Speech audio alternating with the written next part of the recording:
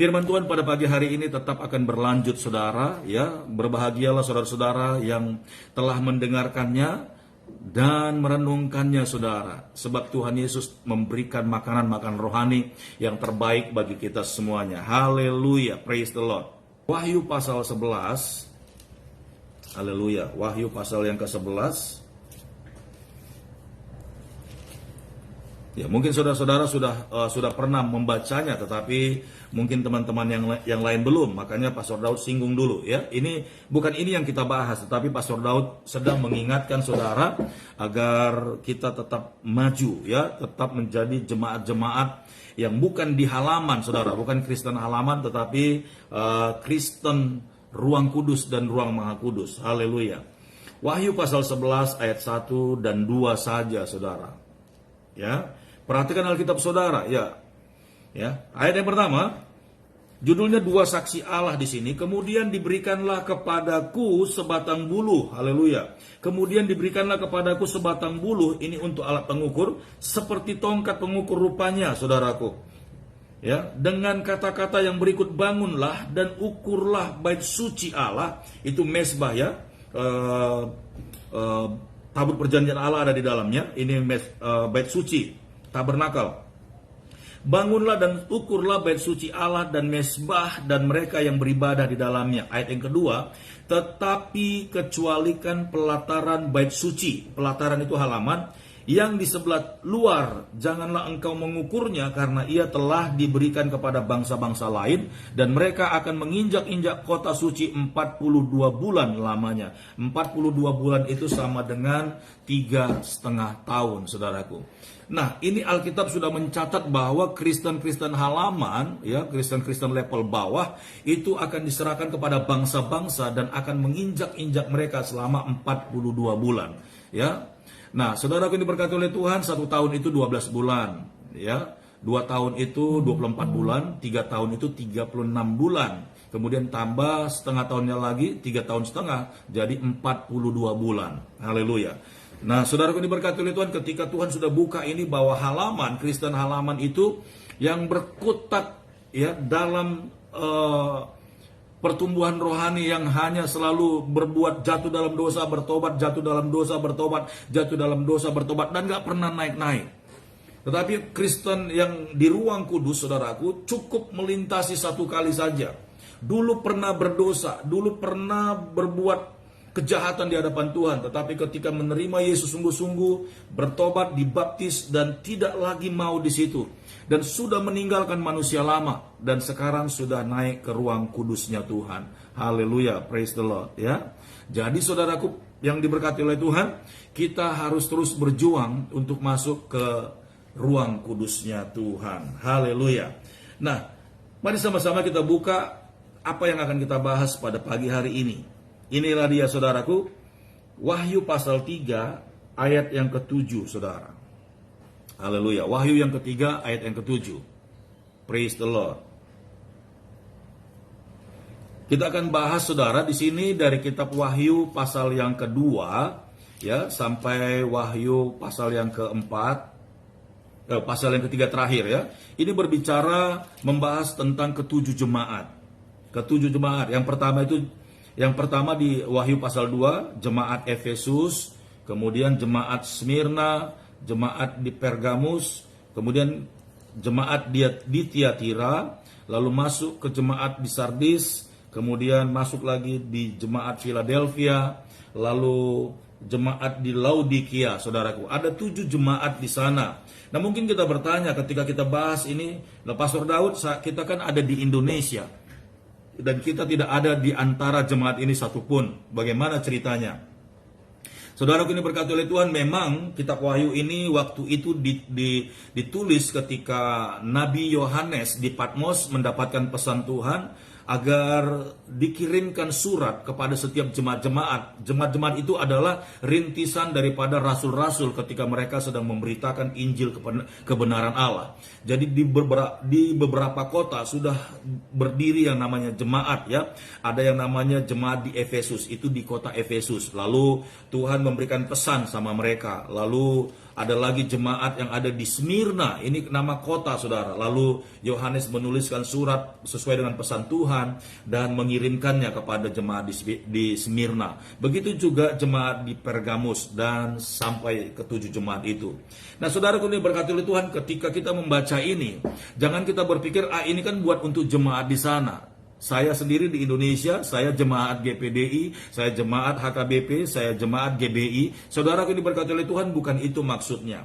Nah ketika ini dituliskan saudaraku, saudara baca pelan-pelan ya. Ketika saya dulu membaca ayat ini pun saya diberikan hikmat kepada Tuhan.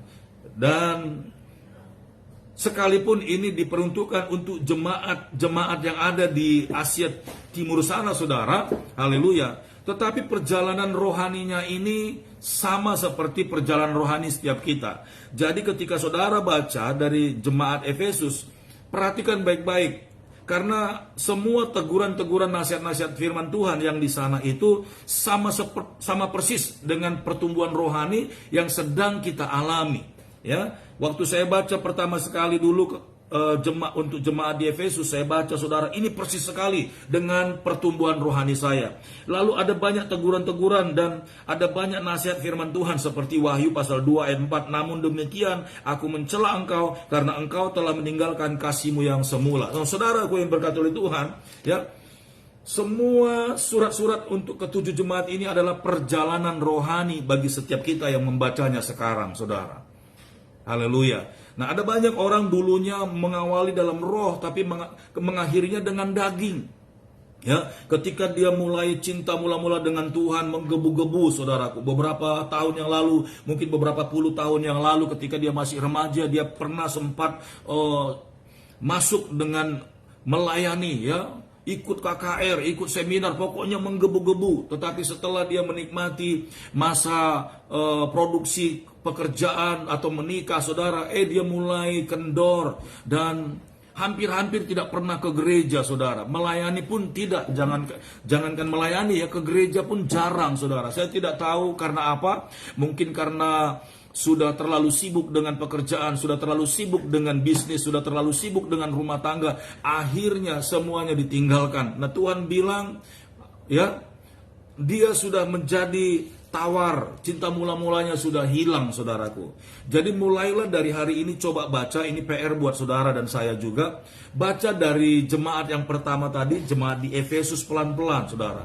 Kalau ternyata ada nasihat Tuhan di sana yang menjadi teguran buat kita, itu benar bahwa saudara posisinya masih, contoh misalnya, ini tepat sekali loh, seperti yang di jemaat di Efesus ini.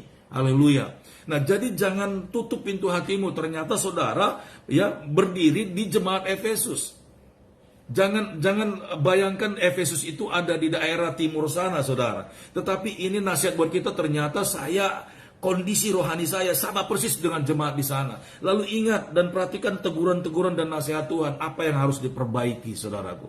Ya, naik terus kemudian ke jemaat di Smyrna. Apa yang jemaat Smyrna alami di sana, baca, kemudian flashback ke dalam hidup saudara. Kalau saudara memang tidak ada di situ, berarti saudara masih di jemaat Efesus. Atau mungkin naik lagi, ini saya alami. Berarti perjalanan rohani itu memang benar. Tuhan tidak salah menuliskan 7 jemaat itu. Dengan kata lain, perjalanan rohani kita tidak bisa meleset dari setiap nasihat dan teguran Tuhan kepada 7 jemaat ini, saudaraku. Haleluya.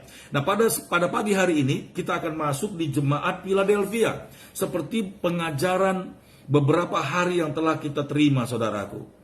Wahyu pasal 3 ayat yang ke-7. Haleluya. Ya. Kita masuk kepada jemaat di Philadelphia. Ayat yang ke-7, dan tuliskanlah kepada malaikat jemaat di Philadelphia. Haleluya. Inilah firman dari yang kudus, yang benar, yang memegang kunci Daud. Apabila ia membuka, tidak ada yang dapat menutup. Apabila ia menutup, tidak ada yang dapat membuka. Ini konsekuensinya, saudara. Kalau Tuhan sudah jatuh hati, saudaraku, ya, kalau Tuhan sudah melihat sebuah kemajuan, kemenangan bagi setiap kita anak-anak Tuhan, maka Tuhan akan membuat perkara-perkara yang tidak bisa diganggu-gugat oleh siapapun, saudaraku. Itu sebabnya kita harus semakin teguh, semakin semangat, semakin kuat untuk mengejar yang namanya perkenanan Tuhan. Karena kalau Tuhan sudah lakukan sesuatu, saudaraku, tidak ada yang bisa mengubahnya, tidak ada yang bisa menggugatnya.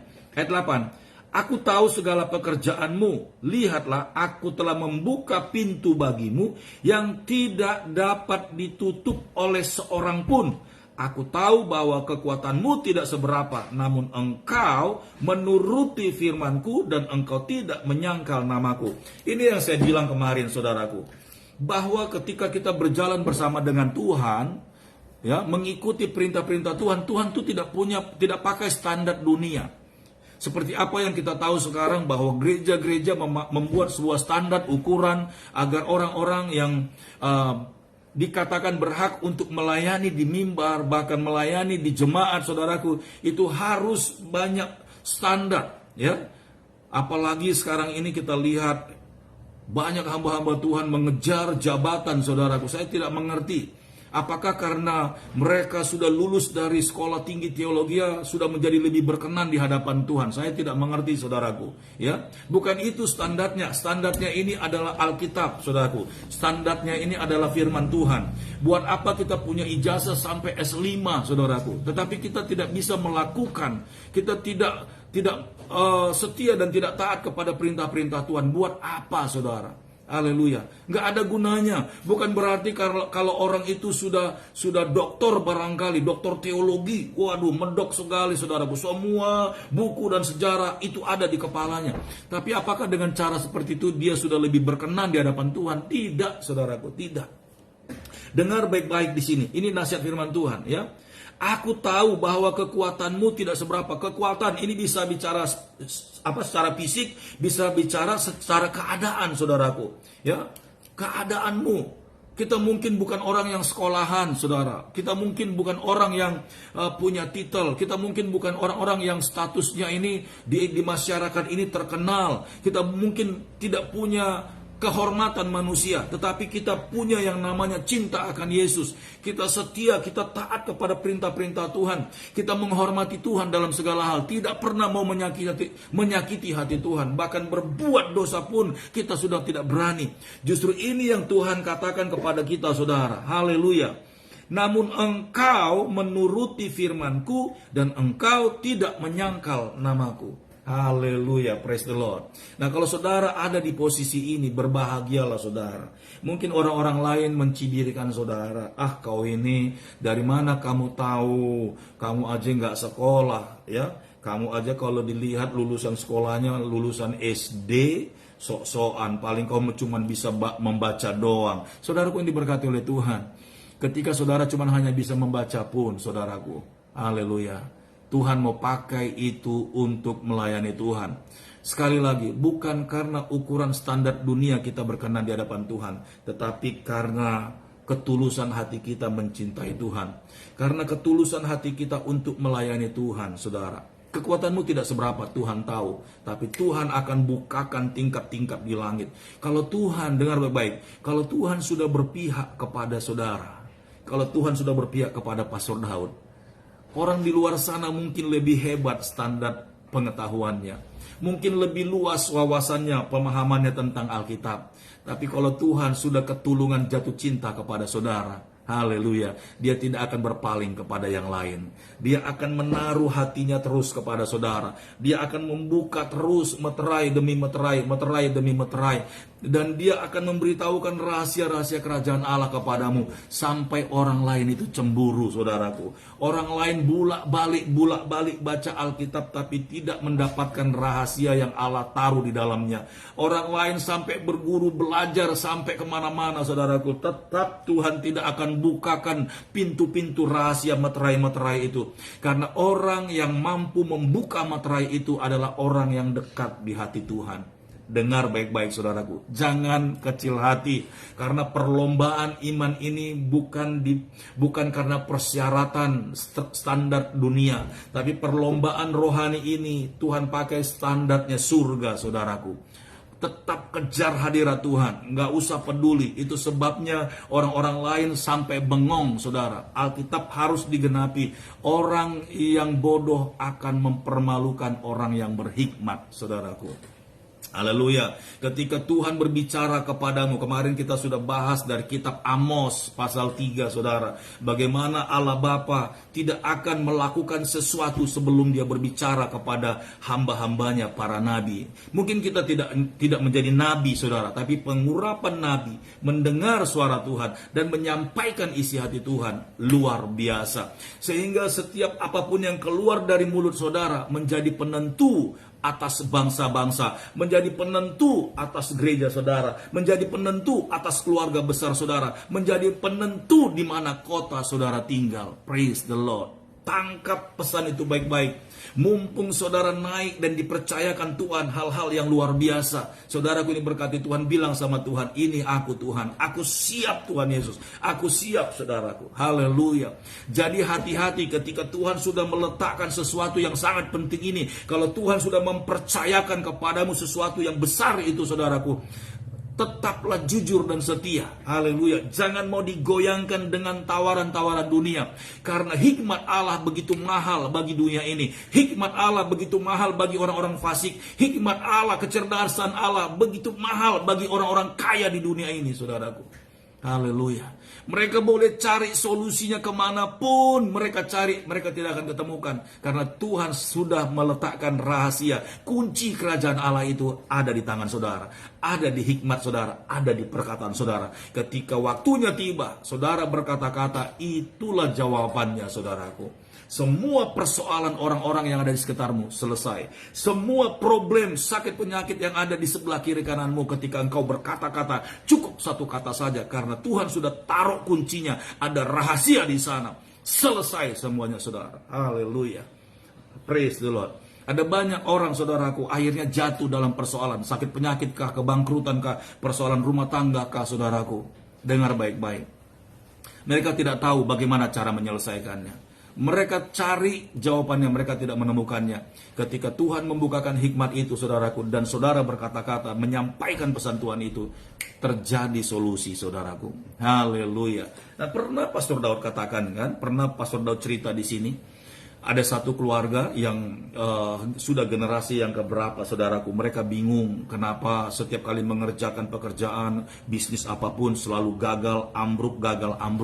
Lalu mereka melihat kok ketika menikah punya anak kok sakit-sakitan terus. Kenapa? Ada yang cacat, ada yang anaknya rambutnya tidak ada yang pokoknya tidak ada yang sempurna, saudaraku, ini berkati oleh Tuhan. Mereka minta didoakan dan tidak selesai-selesai. Kenapa, saudara? Karena Tuhan sudah kasih penentunya itu kepada seseorang yang diurapinya. Jadi jangan heran zaman-zaman dahulu itu terjadi seperti itu, saudaraku.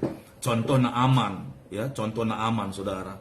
Ketika Naaman mengalami sakit kusta, ya, ini dia panglima perang, saudaraku. Orang hebat, orang kaya, orang punya pangkat tinggi. Ketika dia sakit, ya, kusta, dia sudah berobat kemana-mana. Saya percaya dia sudah berobat kemana-mana. Udah makan herbal, makan obat ke tabib kemana-mana. Dan uangnya hampir habis, saudaraku. Haleluya. Tidak sembuh-sembuh. Namun bujangnya mengetahui bahwa di Israel ada seorang nabi yang diurapi Tuhan. Dengar baik-baik. Yang diberkati Tuhan. Pergilah ke sana. Barangkali lewat dia Tuanku bisa sembuh. Itu bujangnya berkata kepada Naaman, saudara. Lalu Naaman anggap remeh, ya, dengan yang namanya hamba Tuhan ini. Naaman anggap remeh dengan yang namanya Nabi Elia, saudara. Oh, luar biasa. Ketika Naaman ini melihat penyakitnya semakin parah, borok di mana-mana, luka di mana-mana, dia oke, saudaraku. Ketika dia berperang, ketika dia memimpin peperangan, dia unggul, dia hebat, saudara. Tapi masalahnya dia tidak bisa kalahkan. Semua luka-luka, semua borok gara-gara sakit kusta itu, saudara, tidak bisa diatasi. Akhirnya, dengar baik-baik, kekayaannya, jabatannya, ya, ketenarannya tidak bisa mengatasi persoalannya. Jawabannya cuma satu, pergilah kepada hamba Tuhan itu. Karena mungkin dia akan meminta kepada Allahnya dan meminta tolong agar engkau disembuhkan. Bukankah ini memegang kunci, saudaraku? Dan hal ini juga akan terjadi. Hal ini juga akan terjadi bagi orang-orang yang bersungguh hati mencari kepada Tuhan. Praise the Lord. Haleluya. Dengar baik-baik saudaraku, saudara dan saya ditentukan Tuhan untuk menjadi penentu atas bangsa ini di akhir zaman ini. Jadi Tuhan akan meletakkan kunci pembuka bagi setiap persoalan-persoalan bagi orang banyak dimanapun saudara berada. Ya, apakah saudara ada di Tapanuli, kemarin Pak Saudara sudah singgung, ada yang di Sabah, di Sarawak, ada yang di Timor, saudaraku, ada yang di NTT, ada yang di Bogor. Dengar baik-baik, saudara, Tuhan sudah tentukan untuk memegang kunci sukses itu, saudaraku. Haleluya, praise the Lord. Coba kita buka ya, 2 Tawarik 16 ayat 9. Ya, 2 Tawarik 16 ayat 9. Haleluya. Ini Tuhan ingatkan saya terhadap ayat ini, 2 Tawarik 16.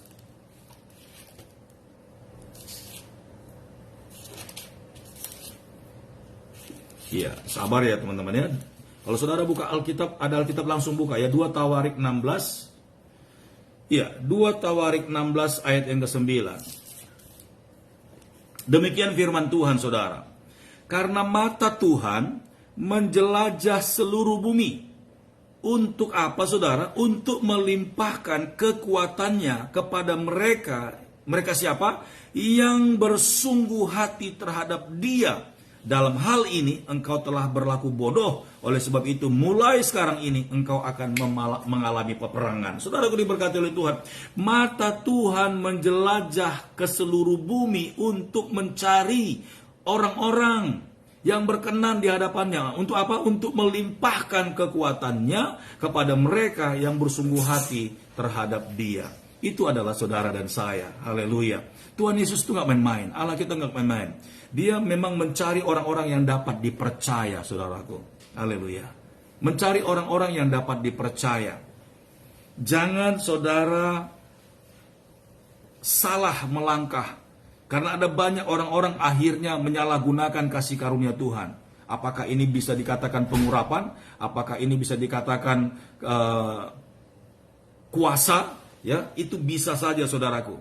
Tetapi ada banyak orang-orang akhirnya menyalahgunakan itu, saudara, dan bukan untuk kemuliaan bagi nama Tuhan. Nah, kita harus tetap rendah hati, saudaraku. Tetap rendah hati. Ya, Tuhan akan pakai kita untuk kemuliaan bagi nama Tuhan. Praise the Lord. Sekali lagi saya akan baca di ayat yang kedua, ayat yang ke-8. Inilah firman dari yang kudus, yang benar, yang memegang kunci Daud. Apabila ia membuka, tidak ada yang dapat menutup. Apabila ia menutup, tidak ada yang dapat membuka. Kalau Tuhan sudah lepaskan kuasanya, saudara. Kalau Tuhan sudah berikan kasih karunia itu kepada saudara, tidak ada yang bisa ambil.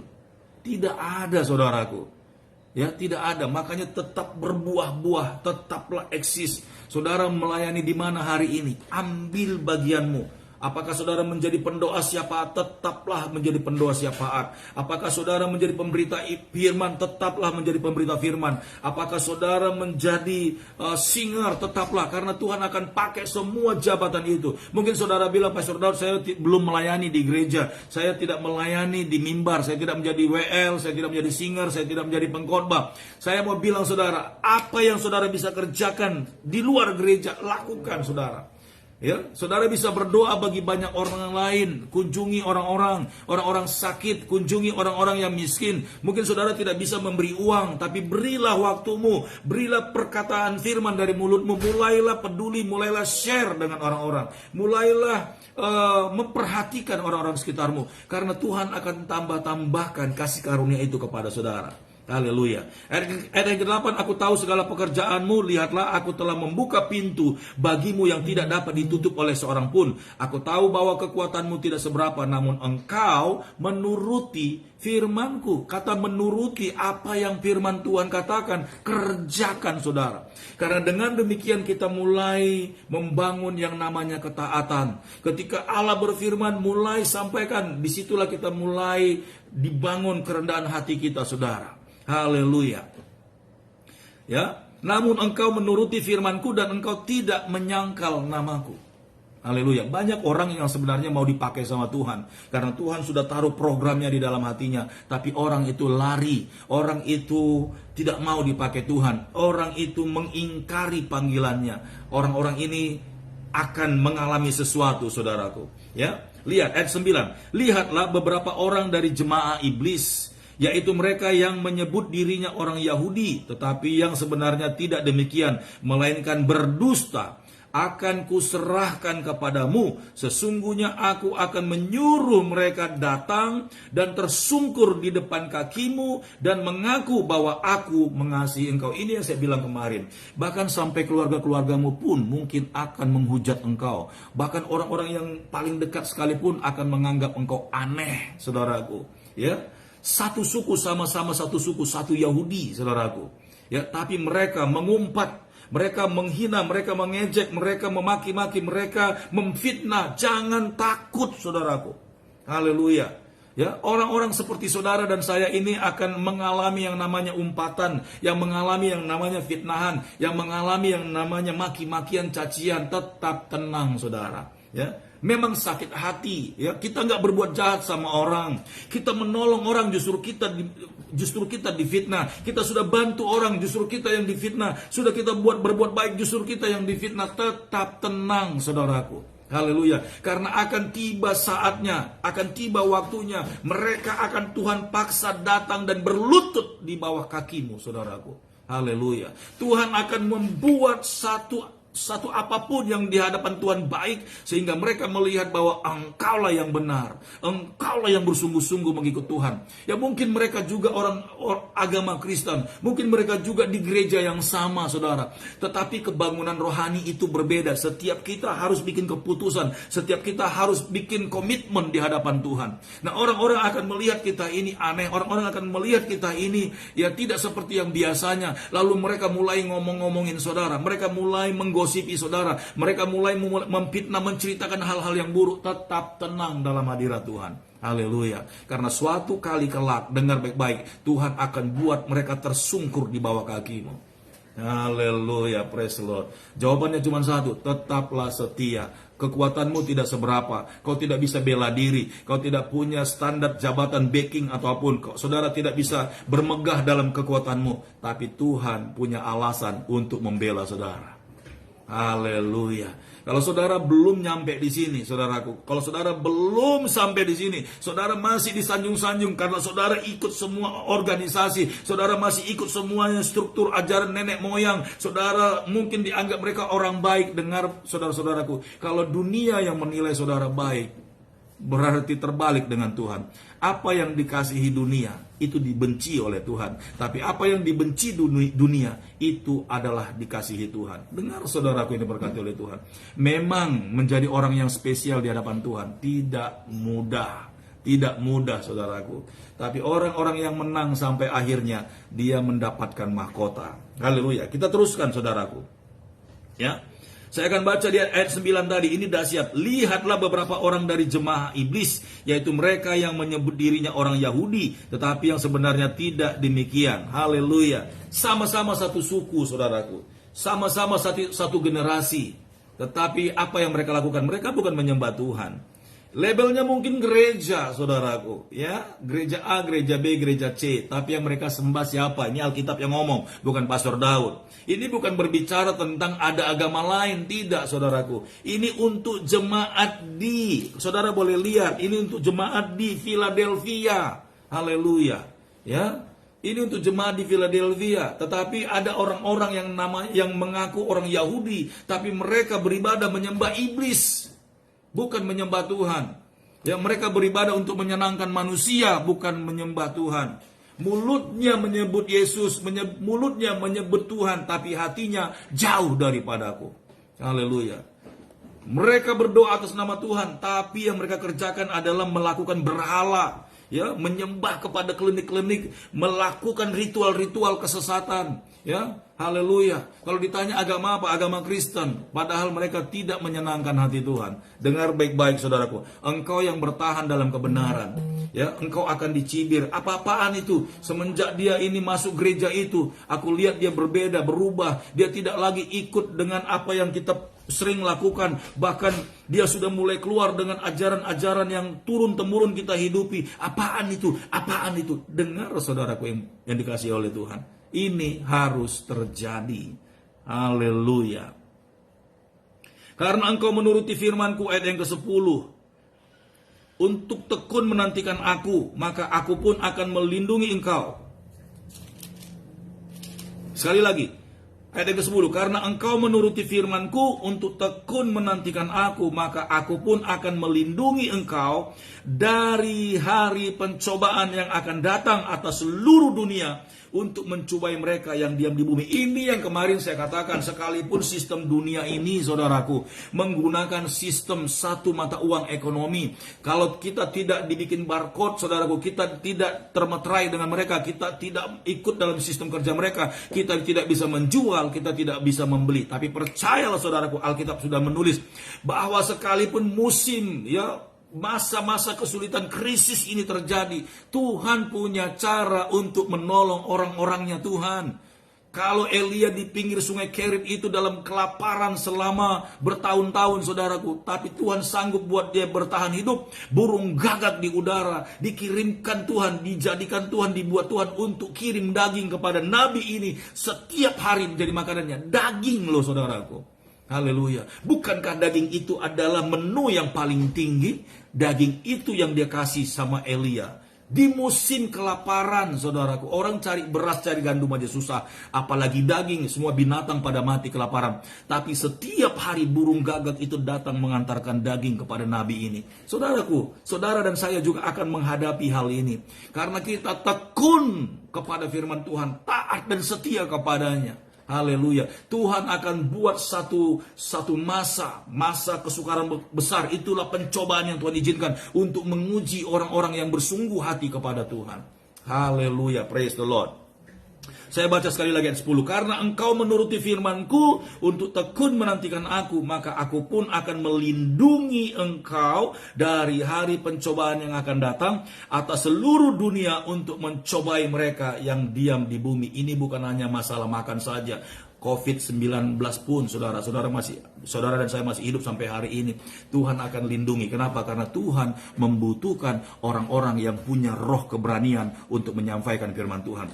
Tuhan tidak akan izinkan saudara diambil nyawanya karena masalah virus, karena masalah sakit penyakit, karena masalah apapun. Karena Tuhan membutuhkan saudara untuk menyatakan kemuliaan Tuhan. Tuhan membutuhkan hamba-hambanya untuk menyatakan hadirat Tuhan. Haleluya. Tetaplah setia, saudaraku. Tetaplah kuat. Haleluya. Ayat yang ke-11. Aku akan datang segera. Peganglah apa yang ada padamu, supaya tidak seorang pun mengambil mahkotamu. Saudara, kita mahkota sudah siap. Tetapi kalau kita terganggu dengan orang, caranya bukan diambil, tapi caranya membuat saudara emosi. Caranya membuat saudara sakit hati, caranya membuat saudara kecewa, caranya membuat saudara dendam dan marah. Karena mungkin saudara diomongin tadi, difitnah dan segala-galanya. Caranya begitu. Kalau saudara tidak kuat, maka saudara akan jatuh, mahkotanya akan diambil sama orang, saudara. Jangan sampai lemah. Tetap semangat, sukacita. Ayat yang ke-12. Barang siapa menang, ia akan kujadikan soko guru. Wow. Barang siapa menang, ia akan kujadikan soko guru, penasehat ajaib, penentu arah, itu soko guru. Jadi orang selalu bertanya kepada saudara, sebelum mengambil keputusan, mereka akan minta nasihat saudara. Sebelum mereka melakukan apapun, mereka akan minta tuntunan dan doa kepada saudara. Ada banyak orang-orang nanti akan bertanya, siapapun nama saudara, apakah misalnya namanya Ibu Endang, tolong dong. Kami akan bangun rumah. Ibu Endang tolong dukung doa. Kami sudah beli tanah di sana. Kiranya Tuhan mengurapi, memberkati. Haleluya. Saudara, rumah tidak akan dibangun sebelum saudara berdoa dan berkata-kata, menentukan arah, menentukan kebangunan itu. Ada banyak orang sedang kebingungan ketika dia tahu bahwa saudara ini adalah soko guru. Haleluya, penentu arah, penentu tujuan. Dengar baik-baik saudaraku, ini adalah satu kedahsyatan yang luar biasa. saudara akan minta yang namanya doa kepada Tuhan. Tuhan, berkati mereka. Tuhan, lindungi mereka. Tuhan, buka jalan kepada mereka. Tuhan, sembuhkan mereka. Tuhan, pulihkan keluarga ini. Tuhan, berkati keuangan mereka. Haleluya. Praise the Lord. Saudara mungkin orang yang tidak kaya, saudara. Tapi lewat doa saudara, orang miskin jadi kaya. Hebat kan? Haleluya. Saudara mungkin tidak dokter, tapi lewat doa saudara, orang sakit jadi sembuh. Apalagi saudara? Saudara mungkin bukan arsitek, saudaraku, untuk membangun. Tapi lewat doa saudara, orang bisa membangun, saudaraku. Saudara penentunya. Jangan takut, ya, jangan takut. Berkat-berkatmu sudah Tuhan tentukan. Sekali lagi, berkat bangsa-bangsa akan mengalir ke rumah Tuhan. Kalau saudara percaya ini, aminkan, saudaraku. Haleluya. Sekali lagi, saudara bukan dokter, tapi saudara bisa menyembuhkan orang. Amin. Haleluya. Saudara bukan orang kaya, saudara bukan profesor doktor, tapi lewat doa saudara, orang lain bisa kaya, saudara buat. Diberkati, karena apa? Karena Tuhan sudah memberikan engkau, menjadikan engkau penentu bagi bangsa-bangsa. Soko guru, teladan. Haleluya. Teladan, saudara. Jadi apa yang saudara lakukan, apa yang saudara katakan, diteladani orang, harus dihidupi orang, itu yang namanya soko guru, penentu. Bukankah ini gak hebat? Hebat, saudaraku. Setiap saudara berdoa, didengarkan sama Tuhan. Langsung dijawab. Haleluya. Wow, luar biasa, luar biasa. Bilang sama dirimu, wow, amazing. Kalau sampai di level ini aku bisa. Tuhan, tolong beri aku kekuatan. Tolong lindungi aku, Tuhan. Tutup bungkus, Tuhan. Agar aku tetap setia dan yakin kepada apa yang Tuhan katakan. Ini bukan dongeng, saudaraku. Ini bukan dongeng. Haleluya. Ya, sekali lagi ayat yang ke-12.